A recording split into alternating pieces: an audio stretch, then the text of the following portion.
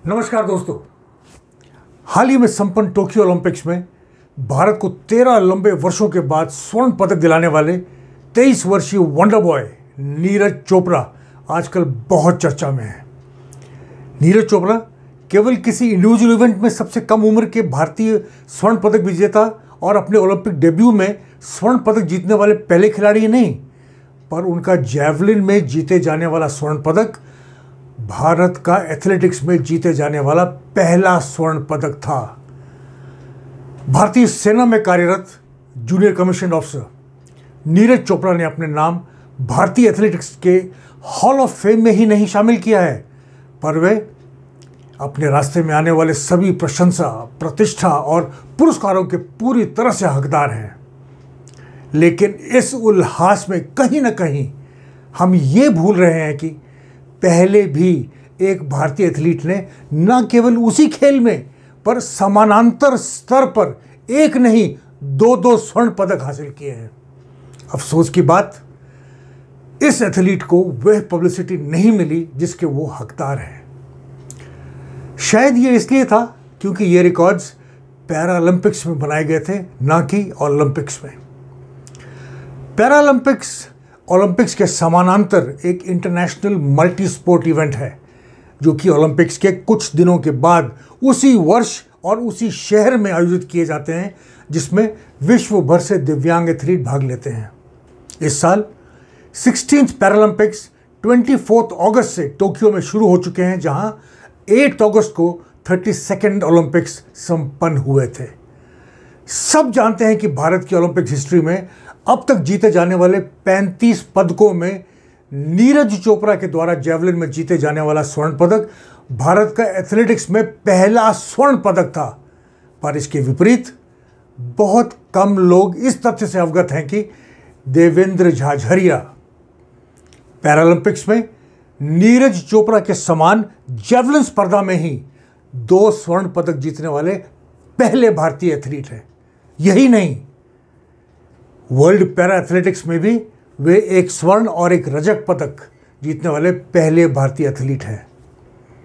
Devendra Jhajharia javelin में F46 श्रेणी में भाग लेते हैं, जो कोहनी के नीचे या ऊपर के एम्पुटेशन को दर्शाता है। ऑर्गेनिक सेफ्टी के हीरोज के इस अंक में आज हम बात करेंगे देवेंद्र झाझरिया के प्रेरणादायक सफर की। राजस्थान के एक चुरू जिले के एक छोटे से गांव में 10 जून 1981 को जन्मे देवेंद्र बचपन से ही बहुत नटखट और चंचल थे।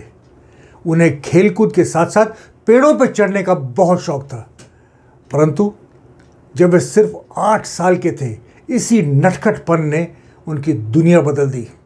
जब एक दिन अपने गांव में एक पेड़ पर चढ़ते समय वो 11 kV लाइव लाइन के संपर्क में आ गए, जिसमें उनके हाथ और पैर बुरी तरह जल गए। गांव वालों ने उनका हाल देख के उन्हें मृत तक घोषित कर दिया था। भाग्यवश उन्हें पास ही के एक अस्पताल ले जाया गया, जहां डॉक्टर्स भी ये देखकर हैरान हो गए कि वे बच कैसे गए। हादसा इतना भीषण था कि उनका बायां हाथ काटना पड़ा। वे धीरे धीरे ठीक हुए, लेकिन डॉक्टर्स ने उनके पिता से कहा कि अंदरूनी क्षति के कारण वे अपने जीवन में शारीरिक या मानसिक रूप से कभी भी फिट नहीं हो पाएंगे। उनके पिता ने डॉक्टर से कहा, यदि ये ईश्वर की कृपा से बच गया है तो निश्चित रूप से ईश्वर ने उसके लिए कुछ विशेष योजना बनाई होगी। 6 महीने बाद जब देवेंद्र अपने घर लौटे तो उनकी दुनिया बदल चुकी थी। वे बहुत कमज़ोर हो गए थे। जिन बच्चों के साथ वो पहले खेलते थे, उन्होंने उनका मजाक उड़ाना और उनके साथ खेलने से मना कर दिया।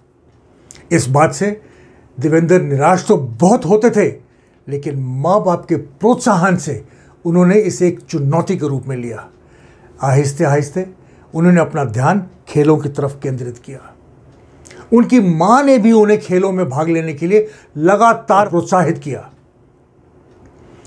उन्होंने जैवलिन का खेल चुना क्योंकि ये एक ऐसा खेल था जिसमें वे एक हाथ से भाग ले सकते थे। वैसे तो जैवलिन एक हाथ से फेंका जाता है, परंतु एक हाथ से फेंके गए और दोनों हाथ से फेंके गए जैवलिन में बहुत अंतर होता है। ये इसलिए कि थ्रो के दौरान बैलेंस और फॉलो थ्रू के लिए दोनों हाथ आवश्यक हैं, पर देवेंद्र ने इस बाधा को उन्हें रोकने नहीं दिया। जहां लोग ऑब्स्टेकल्स देखते हैं, वहीं देवेंद्र ने अपॉर्चुनिटी तलाशी। 10वीं क्लास में उन्होंने जैवलिन को सीरियसली लेना शुरू किया। अपने डिसिप्लिन और कठोर परिश्रम के कारण वे जल्द ही ओपन कैटेगरी में डिस्ट्रिक्ट चैंपियन बन गए। उसके बाद उन्हें रोक पाना मुश्किल हो गया और वे इंटर कॉलेज, डिस्ट्रिक्ट और स्टेट लेवल में मेडल जीते रहे। वित्तीय समस्याओं और देश में पैरा एथलीट्स के लिए जागरूकता और सुविधाओं के अभाव के बावजूद देवेंद्र ने हार नहीं मानी।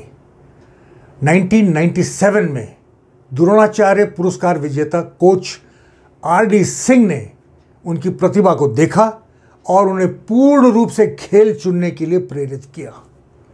यहीं से एक सुपर एथलीट के बनने की शुरुआत हुई। अंतर्राष्ट्रीय स्तर पर गौरव का उनका पहला क्षण तब आया जब उन्हें 2002 में साउथ कोरिया में आयोजित 8th पेसिफिक गेम्स में भारत का प्रतिनिधित्व करने के लिए चुना गया। इन गेम्स में उन्होंने एक नया रिकॉर्ड बनाकर स्वर्ण पदक जीता। 2003 में ब्रिटिश ओपन एथलेटिक्स टूर्नामेंट में उन्होंने एक नए वर्ल्ड रिकॉर्ड के साथ स्वर्ण पदक जीता। इस जीत के बाद उन्हें ब्रिटिश सिटीजनशिप और स्कॉलरशिप की पेशकश की गई, लेकिन उन्होंने यह कहते हुए इनकार कर दिया कि खेलूंगा तो मैं सिर्फ हिंदुस्तान के लिए ही। 2004 एथेंस पैरालंपिक खेलों में उन्हें भारतीय दल का फ्लैग बेरर बनने का गौरव प्राप्त हुआ। ओपनिंग सेरेमनी में मार्च पास्ट के दौरान उन्होंने प्रण किया कि यहां भारतीय तिरंगे को फहराना ही है।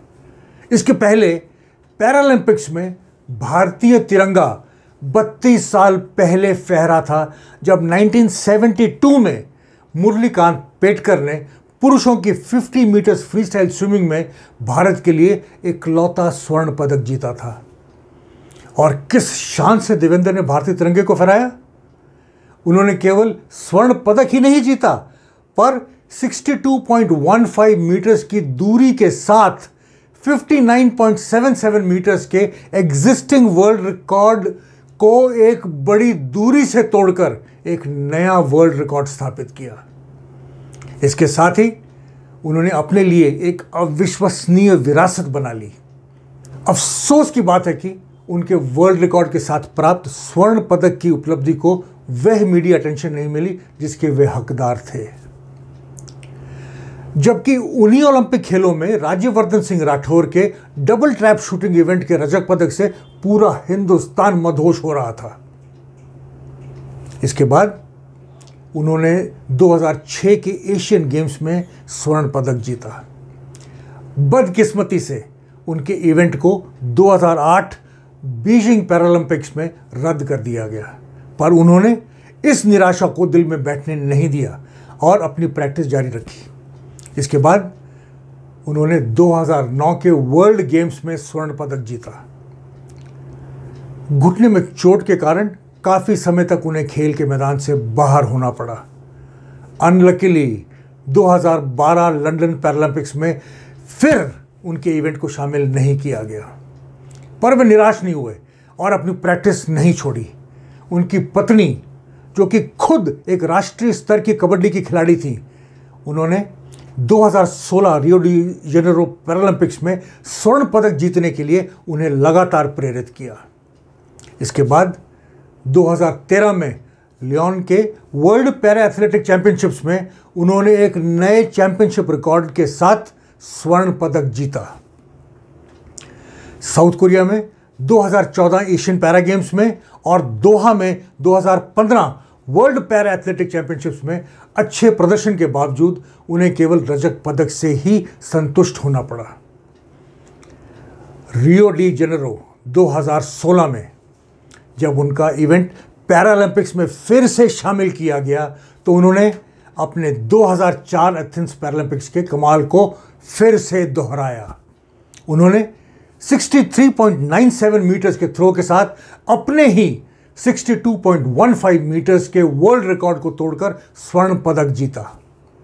इसके साथ ही पैरालंपिक्स में 2 स्वर्ण पदक जीतने वाले वो पहले भारतीय बन गए। क्या पता अगर बीजिंग और लंदन पैरालंपिक्स में उनके इवेंट को कैंसिल नहीं किया गया होता तो शायद इतिहास कुछ और ही होता। टोक्यो में चल रहे पैरालंपिक्स में देवेंद्र तीसरी बार भारत का प्रतिनिधित्व कर रहे हैं। उनका इवेंट 30 अगस्त को होगा। यह देखा जाना बाकी है कि क्या वे भारत के लिए अपना तीसरा स्वर्ण पदक जीत सकते हैं। नई दिल्ली में नेशनल सिलेक्शन ट्रायल्स के दौरान उन्होंने अपने ही वर्ल्ड रिकॉर्ड को तोड़कर 65.71 मीटर्स की दूरी अचीव की, जो उन्हें टोक्यो पैरालंपिक्स के लिए फेवरेट बनाता है स्वर्ण पदक जीतने के लिए। टोक्यो पैरालंपिक्स में उनका लक्ष्य 68 मीटर्स की दूरी तय करना है, जो उनके सर्वोच्च आत्मविश्वास और दृढ़ निश्चय को उजागर करता है। मैं सभी भारतीयों के साथ उन्हें टोक्यो पैरालंपिक्स में भारत के लिए तीसरे स्वर्ण पदक लाने के लिए शुभकामनाएं देता हूं और उनके प्रयास में सफलता की कामना करता हूं। जब प्रधानमंत्री नरेंद्र मोदी ने टोक्यो पैरालंपिक्स में भाग लेने वाले भारतीय दल से बात की और सभी पैराथलीट्स के आत्मविश्वास को बढ़ाने के प्रयास में उन्हें शुभकामनाएं दी, तब देवेंद्र झाझरिया ने प्रधानमंत्री से कहा कि उनके गोल्डन हैट्रिक लाने का संकल्प और भी मजबूत हो गया है। हिंदुस्तान जैसे स्पोर्ट्स क्रेजी नेशन में देवेंद्र की उपलब्धियों को वह श्रेय नहीं मिला है जिसके वे हकदार हैं, पर उन्होंने इसे कभी भी अपने फोकस को प्रभावित नहीं करने दिया है। वे आज भी अपने जेवलिन को अपने साथ अपने कमरे में ही रखते हैं ताकि अर्जुन की तरह उनका लक्ष्य हमेशा उनके सामने रहे।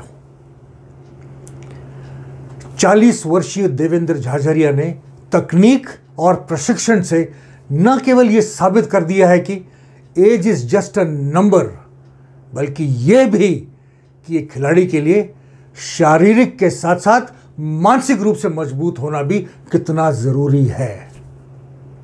यही नहीं, उन्होंने यह भी साबित कर दिया है कि disability can be a super ability.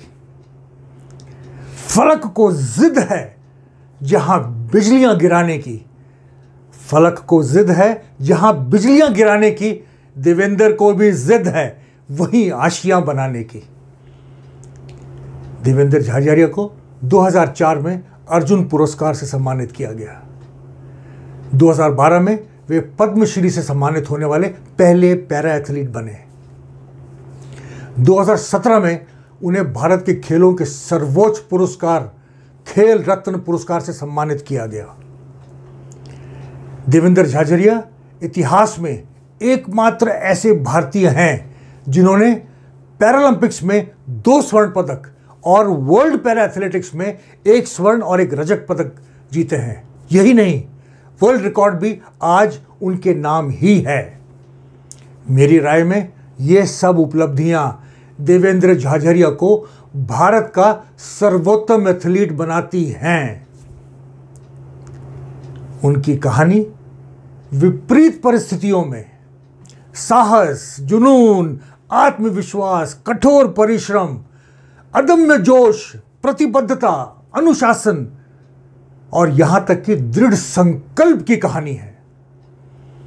Devendra, तुम्हारे लिए 2 लाइनें बोलना चाहूंगा जो तुम्हारे लिए बिल्कुल सटीक बैठती हैं।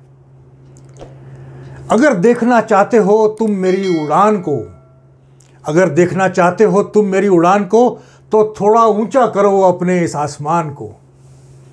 Devendra Jhajharia, you are not only an embodiment of resilience and indomitable spirit, but a shining example and inspiration for India's youth. You are a real hero. I salute you. नमस्कार, जय हिंद।